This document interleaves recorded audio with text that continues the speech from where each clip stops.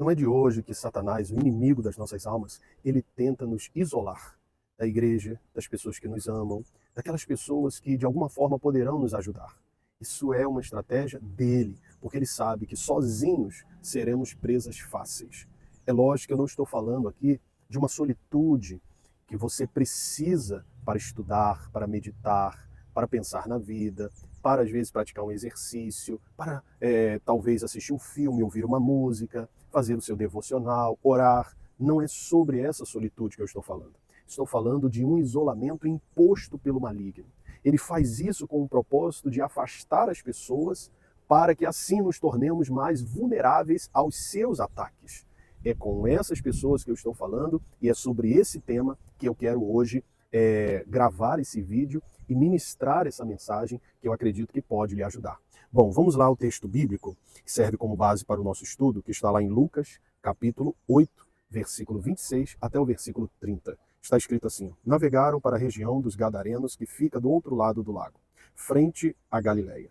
Quando Jesus pisou em terra, foi ao encontro dele um endemoniado daquela cidade. Fazia muito tempo que aquele homem não usava roupas, nem vivia em casa alguma, mas nos sepulcros. Quando viu Jesus, gritou, prostrou-se aos seus pés e disse em alta voz: que queres comigo? Jesus, filho do Deus Altíssimo, rogo-te que não me atormentes. Pois Jesus havia ordenado que o espírito imundo saísse daquele homem. Muitas vezes ele tinha se apoderado dele, mesmo quando os pés e as mãos, acorrentados e entregue aos cuidados de guardas, quebrava as correntes e era levado pelo demônio a lugares solitários. Era levado pelo demônio a lugares solitários, ou seja, o inimigo o isolava da família, da sociedade, daqueles que poderiam ajudá-lo. Jesus lhe perguntou: qual é o seu nome? E ele respondeu: Legião, porque muitos demônios haviam entrado nele.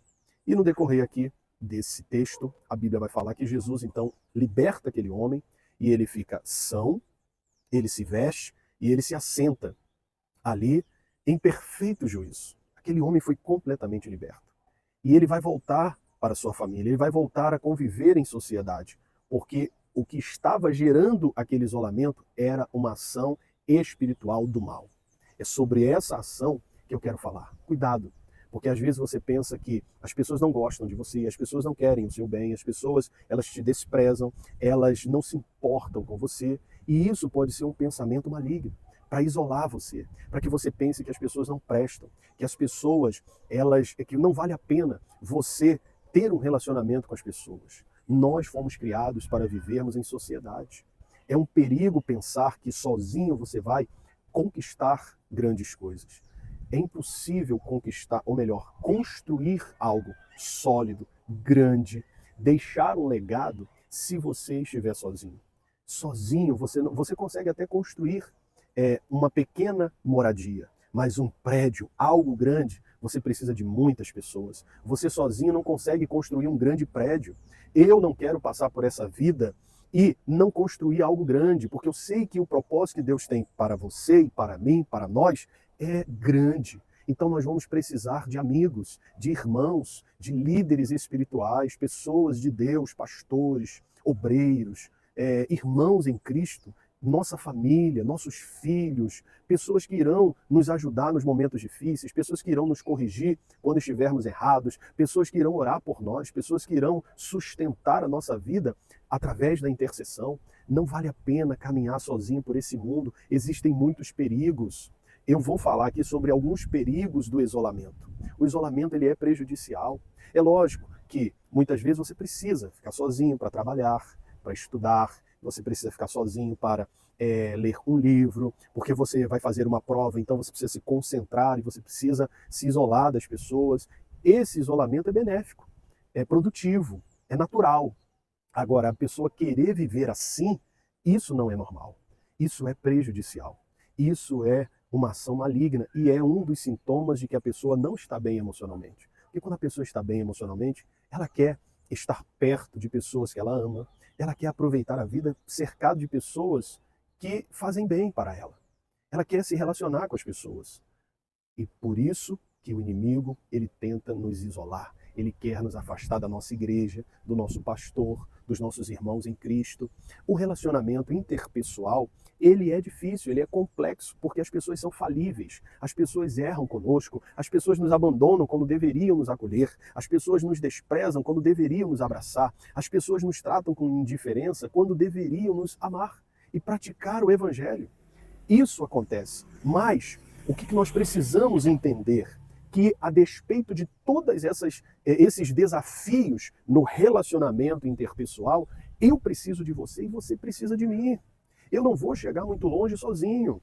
Tem uma frase que eu costumo compartilhar sempre nos encontros de casais que eu ministro junto com a minha esposa, que é uma frase que ilustra muito bem isso. A frase é o seguinte: sozinho eu chego mais rápido, mas acompanhado eu chego mais longe. É isso que a palavra do Senhor vai nos ensinar. Tem um texto aqui que eu vou compartilhar com vocês, lá em Eclesiastes, que mostra isso nas entrelinhas. E eu quero ler com você agora alguns perigos do isolamento. Bom, eu já falei aqui que esse endemoniado gadareno, ele vivia isolado, nós acabamos de ler o texto. Por quê? Por causa de uma ação maligna. Era o demônio que levava aquele homem a ficar sozinho.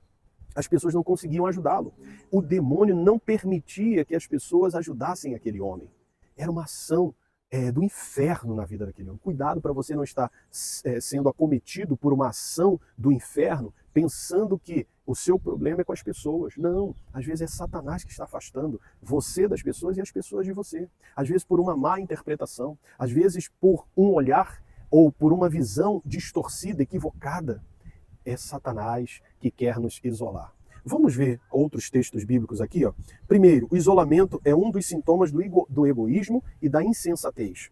Provérbios 18, versículo 1 diz assim: quem se isola busca interesses egoístas e se rebela contra a sensatez. Ou seja, o isolamento é um dos sintomas do egoísmo e é insensatez. É um dos traços da insensatez, é burrice. Ninguém vai chegar a um lugar de honra sozinho. Ele vai precisar de funcionários, ele vai precisar de amigos, de conselheiros, de mentores, ele vai precisar de um pastor, ele vai precisar de alguém para ajudar, para orar por ele vai precisar de pais que o incentivem, né? O incentivo dos pais, ele vai precisar de uma esposa que o apoie, ele vai precisar de irmãos, de amigos, de pessoas que o ajudem nos momentos difíceis. Então, sozinho, fracassaremos, inevitavelmente. Para você ter uma ideia, nem Jesus fez a obra sozinho. Jesus levantou 12, depois 70, e a igreja não para de crescer. O reino de Deus está avançando, por quê? Porque a igreja está unida. A despeito de termos várias denominações, o propósito é o mesmo. O que nos une não é uma casa, é a causa. O que nos une não é a casa, porque cada casa, cada denominação tem a sua doutrina, porém, a nossa causa é Cristo. A nossa causa é levar o Evangelho. Então, a despeito de estarmos separados geograficamente, fisicamente, nós estamos unidos numa só fé, em um só espírito, por uma causa: levar a salvação aos perdidos e alcançar aqueles que Deus quer alcançar. É esse o propósito. Bom, então, o isolamento, ele mostra o quanto somos egoístas e também manifesta traços de insensatez. É por isso que muitos maridos querem se separar de suas esposas, porque eles querem viver a sua vida. Eles querem ir atrás de paixões, eles querem muitas vezes trocar a estabilidade de um lar por uma aventura. Por que ele faz isso? Por que ele quer se separar? Em muitos casos, porque ele está buscando seus próprios interesses. Ou a esposa, que muitas vezes abandona o marido, os filhos, e vai atrás de uma aventura, de uma paixão. Isso é o quê? Isso é egoísmo, é insensatez. E por trás tem uma ação maligna também. Bom, segundo, o isolamento permanente não faz bem. Fomos criados para viver em sociedade. Exemplo disso foi a pandemia. Quantas pessoas adoeceram por causa da pandemia? Por causa de um confinamento que nos foi imposto. Nós tínhamos que ficar em casa. E isso fez com que muitas pessoas adoecessem emocionalmente, psicologicamente, espiritualmente e fisicamente também. O isolamento permanente não é benéfico. Por isso que eu disse, às vezes você se isola por um propósito, para trabalhar, para estudar, para se concentrar em uma matéria, por às vezes, porque você quer meditar, porque você quer praticar ali a sua devocional, porque você quer ficar sozinho. Às vezes é necessário, é importante. Jesus falou também: entra no teu quarto, fecha a porta, e o teu pai que vem em secreto. É o seu momento de intimidade com Deus. Porém, permanente isolamento não é benéfico. Insistir em manter uma vida isolada não vai trazer benefícios, só malefícios para a sua vida. Bom, o segundo, como eu disse, o isolamento permanente não faz bem. Fomos criados para viver em sociedade. Então o Senhor Deus declarou, não é bom que o homem esteja só. Farei para ele alguém que lhe auxilie e lhe corresponda. Gênesis capítulo 2, versículo 18. Aqui fica bem claro que Deus, o propósito dele, o princípio de Deus é que o ser humano esteja em comunhão. Ele tenha alguém ao seu lado para lhe corresponder, para lhe aconselhar, para lhe ajudar, para compartilhar os momentos bons da vida. Tá certo? Filhos, é o cônjuge, irmãos, amigos, todas essas pessoas são importantes na nossa vida. Bom, terceiro, a igreja se nutre, cresce e se desenvolve em comunhão. O isolamento da igreja é um sintoma de perda da essência. Está lá em Atos capítulo 2, versículo 42, diz assim, no meio do seu povo Deus estabeleceu, estabelece e sempre estabelecerá uma cultura de comunhão. Isso aqui eu escrevi. Agora vamos ao texto bíblico. E perseveraram na doutrina dos apóstolos e na comunhão, e no partir do pão e nas orações. Versículo 42, do capítulo 2 de Atos, versículo 44 e versículo 46, depois você pode ler, que fala a mesma coisa sobre perseverar na comunhão, na união, no partir do pão. É isso, essa é a essência da igreja. A igreja se nutre, a igreja cresce, a igreja se desenvolve, a igreja se fortalece na união. Sozinha, isolada, a igreja se enfraquece e será também atacada e destruída pelas forças do maligno. A igreja precisa estar unida. O que nos une não é uma casa, mas uma causa. E se todos estivermos unidos em um só propósito, não temos que sair por aí falando mal de A ou B ou C. Temos que falar mal de Satanás e um apoiar o outro. Uma igreja orando pela outra. Uma igreja não é concorrente da outra. Estamos todos num propósito. Eu não sou concorrente de um outro colega, amigo, pastor. Não, pelo contrário, estamos todos unidos numa só fé, num só propósito, por uma causa, levar o evangelho por todos os meios, de todas as maneiras, para aqueles que precisam, para aqueles que estão perdidos. Em nome de Jesus. Bom, quarto, há desafios e lutas que não conseguiremos vencer sozinhos. Existem lutas e desafios que só conseguiremos superar, que só conseguiremos transpor, que só conseguiremos vencer se estivermos unidos. E aqui, Eclesiastes, capítulo de número 4, versículo de número 9, diz assim, o melhor é serem dois do que um, porque tem melhor paga do seu trabalho. Porque se um cair, o outro levanta o companheiro, mas ai do que estiver só, pois caindo não haverá outro que o levante. E se alguém quiser prevalecer contra um, os dois lhe resistirão, e o cordão de 3 dobras não se quebra facilmente. Mais uma vez, aqui a palavra de Deus, ela corrobora o importante tema da comunhão, de estarmos unidos num só propósito. E por esse motivo, eu vou deixar o telefone do meu WhatsApp para que você possa enviar suas mensagens, para que você possa pedir oração, para que você possa compartilhar talvez algum testemunho. Eu quero estreitar a nossa relação. Eu já dei aqui, eu já deixei aí no meu canal um link até para o nosso WhatsApp, mas agora estou reforçando isso. Eu quero, junto com você, vencer esse desafio, essa batalha que você está enfrentando. Eu quero me alegrar com a sua vitória depois que você vencer essa crise financeira, ou essa situação difícil no seu casamento, ou essa enfermidade. Talvez o seu caso seja uma enfermidade. Eu quero te ajudar. Deus não me colocou aqui à toa, não. Eu não estou aqui com outro propósito a não ser compartilhar aquilo que Deus tem me dado. Então, eu estou fazendo literalmente por amor. Estou fazendo porque eu quero sim que você seja alcançado pela palavra de Deus. Eu quero que você seja impactado pelo reino de Deus, né? Juntos possamos construir um caminho sólido na presença de Deus, de maturidade, de comunhão, em nome de Jesus. Esse é o propósito desse canal. Então vamos juntos, vamos caminhar juntos, vamos perseverar juntos. E se você quiser estreitar a sua relação comigo, aqui você não é mais um. Aqui você faz parte de uma família e eu quero comprar a sua briga, eu quero interceder por você, eu quero orar por você, pela sua casa, pela sua família, no nome de Jesus, tá certo? Então, eu vou falar e depois vou deixar escrito aí o meu WhatsApp. O número é o código 21 998 14 7832. 998 14 7832. Repito, o último perigo aqui de nos isolarmos.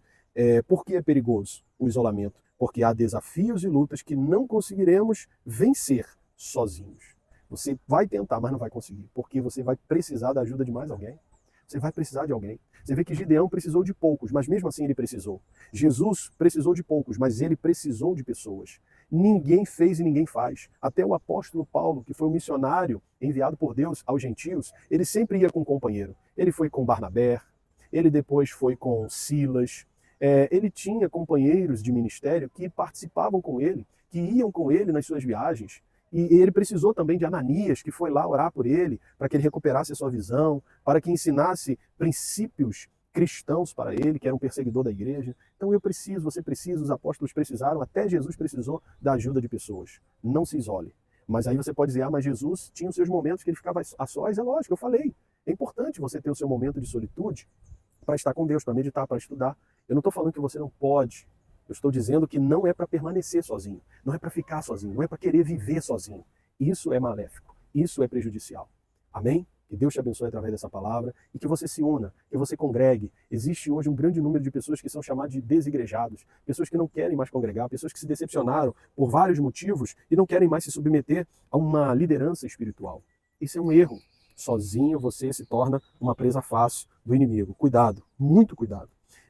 Então, guarde essa palavra no seu coração para que você, então, possa buscar a partir de hoje comunhão. E diferenças sempre existirão, discordâncias também, mas não precisamos nos separar de todos aqueles que estão à sua volta. Que Deus te abençoe em nome de Jesus.